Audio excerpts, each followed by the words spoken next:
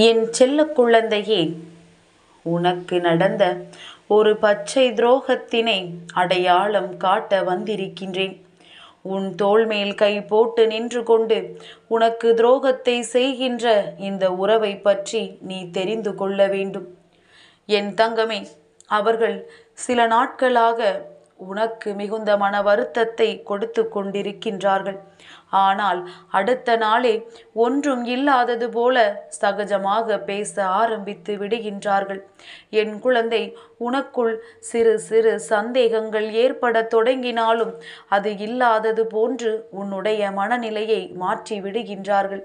என் தங்கமே, உனக்கு சில விஷயங்கள் புரிய தொடங்கி இருக்கின்றது. உன்னுடைய வாழ்க்கையில் உன்னை சுற்றி நடந்த பல விஷயங்கள் உனக்கு குழப்பங்களை தந்த போதிலும் நீ இந்த பிரச்சனையை நாம் வேண்டும் என்றே இழுத்துவிட வேண்டாம், அப்படியே இருந்துவிட்டு போகட்டும் என்று நினைத்து நீ கிடப்பில் போட்டிருக்கின்றாய். ஆனால் நீ செய்கின்ற மிக பெரிய தவறு இதுதான் என்பதனை புரிந்து கொள்ள வேண்டும். என் தங்கமே, ஒருவர் உன் கண் முன்னே தவறினை செய்கின்றார். ஆனால் உனக்கு அது சரியாக தெரியவில்லை. செய்வது தவறுதானா, இல்லை நாம் தான் தவறாக புரிந்து கொள்கிறோமா என்று. ஆனால் என் பிள்ளை, நிச்சயமாக இதை இன்று நீ தெரிந்து கொள்ள வேண்டும். அதில் உனக்கிருக்கின்ற சந்தேகத்தை நீ தீர்த்து கொள்ள வேண்டும். அதற்கு காரணம் என்ன தெரியுமா? சிறு சிறு பிரச்சனைகள் தான் பின்னால் மிக பெரிய பிரச்சனையாக உருவெடுக்கும். என் குழந்தை, நீ ஆரம்பத்திலேயே அந்த பிரச்சனையை களைந்தெறிந்து விட்டால் அதன் பிறகு உனக்கு நிச்சயமாக கஷ்டங்கள் என்பது தெரியாமல் போய்விடும். அதன் பிறகு உனக்கு என்ன நடந்தாலும் அதை ஏற்றுக்கொள்கின்ற மனப்பக்குவம் வந்துவிடும். நமக்கு மிகவும் வேண்டியவர்கள் என்பதற்காக அவர்கள் செய்த தவறை இல்லை என்று ஒரு நாளும் மறைக்க முடியாது. என் தங்கமே, உன்னோடு இருந்து கொண்டு உனக்கு இந்த துரோகத்தை செய்து கொண்டிருப்பவர் என்ன செய்கின்றார் தெரியுமா? என் தங்கமே, அவருடைய சந்தோஷம் என்ற ஒன்று வந்துவிட்டால் அந்த நேரத்தில் உன்னை பற்றியோ குடும்பத்தை பற்றியோ ஒரு சிறு துளி அளவு கூட சிந்திப்பது கிடையாது. அவர்களுக்கு தன்னுடைய சந்தோஷம் முக்கியம். அதற்காக என்ன வேண்டுமானாலும் செய்யலாம் என்று நினைக்கின்றார்கள். அதனால் நீ என்ன கஷ்டங்கள் அனுபவித்தாலும் பரவாயில்லை என்று அவர்கள் நினைக்கின்றார்கள். அவர்களுக்கு கிடைக்கின்ற அந்த சில நிமிட சந்தோஷங்களுக்காக, அவர்கள் நினைத்ததை நிறைவேற்றுவதற்காக யார் மனது என்ன பாடுபட்டால் என்ன, நம்மை நம்பி இருப்பவர்கள் அங்கே எப்படி இருந்தால் என்னவென்று நினைக்கின்றார்கள். ஆனால் அதை அப்படியே உன்னிடம் சொல்லிவிட்டால் கூட, நான் இந்த விஷயத்தை இன்று செய்ய போகின்றேன், இவர்களோடு வெளியில் செல்ல போகின்றேன், அதனால் தான் என்னால் வர முடியவில்லை என்று அவர்கள் உன்னிடத்தில் சொல்லிவிட்டால் கூட, என் குழந்தை, மிகுந்த மனவேதனையை அனுபவிக்க மாட்டாய். ஆனால் அங்கிருக்கிறேன் இங்கிருக்கிறேன் என்று உன்னை நம்பும்படி சொல்லிவிட்டு, ஆனால் அவர்கள் செய்கின்ற செயல்கள் அங்கே வேறாக இருக்கின்றது. என் தங்கமே, உனக்கும் அது மன கஷ்டத்தை அந்த நேரத்தில் கொடுத்தாலும் அவர்கள் வந்தவுடன் உன்னிடத்தில் இல்லவே இல்லை, நான் இங்குதான் வந்தேன் என்று சொன்னால் அதையும் நீ ஏற்றுக்கொள்கின்றாய். அப்பொழுது உன் மனதிற்குள் சிறு சந்தேகங்கள் வந்தால் கூட அதை கேட்க முடியாத மனநிலைக்கு நீ தள்ளப்படுகின்றாய். ஏனென்றால் கேட்டால் பிரச்சனைகள் பெரிதாகும். தவறு செய்தவர்கள் என்று தான் தவறு செய்தோம் என்று ஒத்துக்கொண்டிருக்கின்றார்கள். மாறாக இல்லை என்று சாதித்து உன் மேலேயே ஏதாவது ஒரு பழியினை தூக்கி போட்டு பிரச்சனையை உன் பக்கம்தான் திருப்ப பார்ப்பார்கள். அதனால்தான் என் குழந்தை பயந்து போய் இந்த விஷயத்தை கேட்காமலேயே இருந்து கொண்டிருக்கின்றாய்.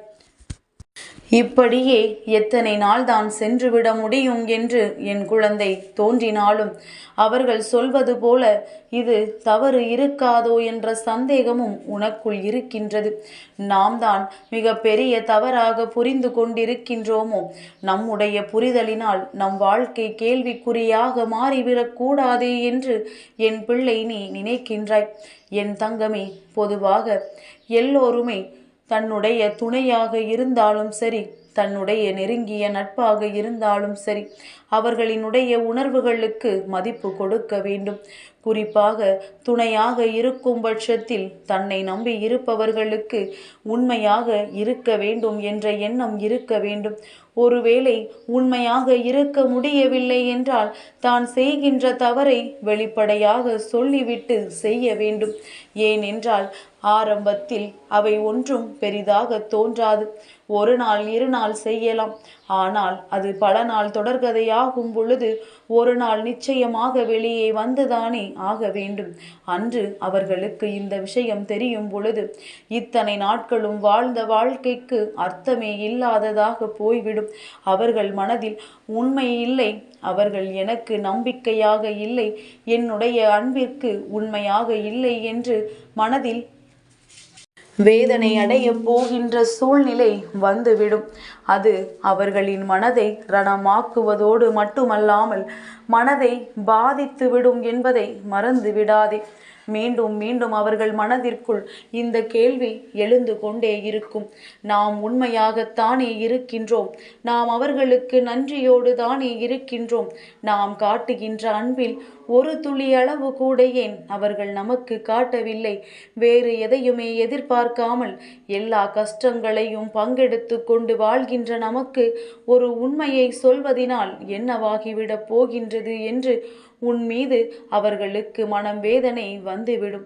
என் தங்கமே, அவர்கள் அப்படி சிந்திப்பது கிடையாது. என் தங்கமே, மாறாக நீ என்ன நினைக்கின்றாய் என்பதை பற்றி கவலைப்படுவதும் கிடையாது. நீ என்ன நினைத்தாலும் பரவாயில்லை, என்ன நாம் ஒரு வார்த்தை சொல்லி சமாதானம் செய்து விடலாம் என்றுதான் நினைக்கின்றார்கள். உன்னை மிகவும் எளிதாக அவர்கள் எடை போட்டு வைத்திருக்கின்றார்கள். எந்த சூழ்நிலையிலும் நாம் எதையாவது சொல்லி எல்லாவற்றையும் சமாளித்து விடலாம் என்று அவர்களினுடைய எண்ணங்கள் அங்கே மேலோங்கி நிற்கின்றது. ஏனென்றால் என் பிள்ளை, நீ இது நாள் வரையிலும் எந்த ஒரு கேள்வியையும் எதிர்த்து கேட்டது இல்லை. குடும்பத்தில் சச்சரவுகள் பழியை தூக்கி நம்மீது போடுவது என்று இருக்கும் பொழுது நான் எப்படி தாயே எதிர்த்து கேள்வி கேட்க முடியும் என்று என் பிள்ளை நினைக்கின்றாய். என் தங்கமே, ஒரு விஷயத்தை நன்றாக புரிந்து கொள். துரோகம் மட்டும் வாழ்க்கையில் எப்பொழுதுமே இருக்கக்கூடாது. மற்ற எல்லா விஷயங்களையும் சகித்து கொள்ளலாம். ஆனால் இதை நீ சகித்து கொண்டு வாழ வேண்டிய அவசியம் ஒருபோதும் இல்லை.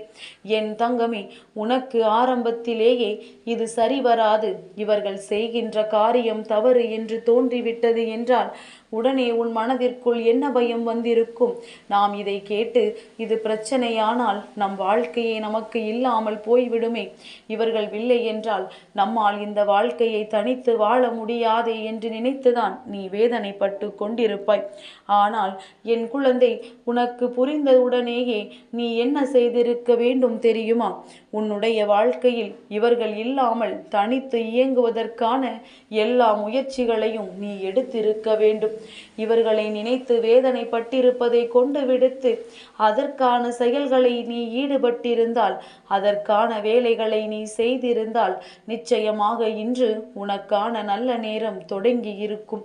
தவறுகளை செய்தவர்கள் தண்டனையை அனுபவித்து கொண்டு சென்றிருப்பார்கள்.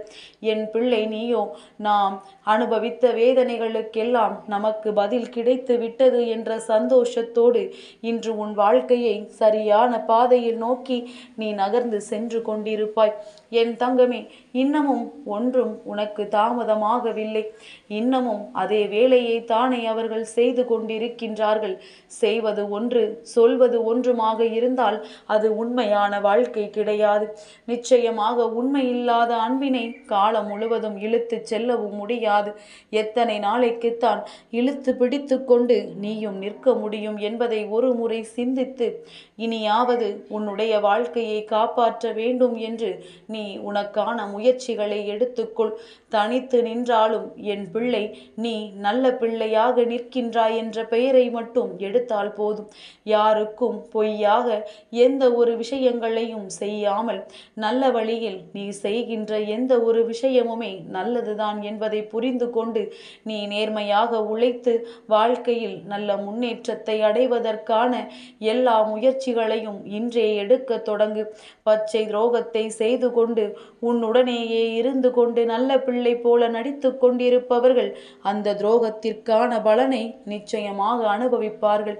அதன் பிறகு உன்னுடைய உதவியை நாடி வரும் பொழுது அன்று நீ யார் என்று அவர்களுக்கு காண்பிக்க வேண்டிய இடத்தில் கட்டாயமாக இருக்க வேண்டும். என் தங்க பிள்ளைக்கு இந்த வராகி அம்மாவினுடைய ஆசீர்வாதங்கள் எப்பொழுதுமே முழுமையாக கிடைக்கும்.